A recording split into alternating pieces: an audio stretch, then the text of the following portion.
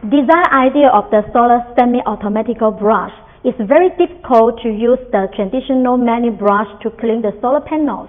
It needs to spend much cleaning time and manpower and money, and the cleaning effect is poor. Therefore, Multifit Solar is developed the semi-automatic brush to the solar panel. This solar brush is built in the rotating bristle of the PA66 nylon material. Its material hardness is much far smaller than the tempering glass on the surface of solar panel. This bristle is soft enough for the glass and will not do any scrub or damage the glass when cleaning. It's powered by the big capacity lithium battery and the brushless motor. After the full charging, it can last 4 to 6 hours.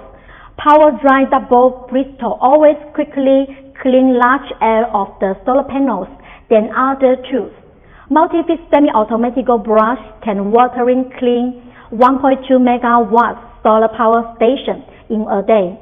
The equipment is light and portable, can be extended to the 7.5 meter longer, applicable to the solar rooftop, soft billboard, factory and household clean. Like and follow Multifit Solar.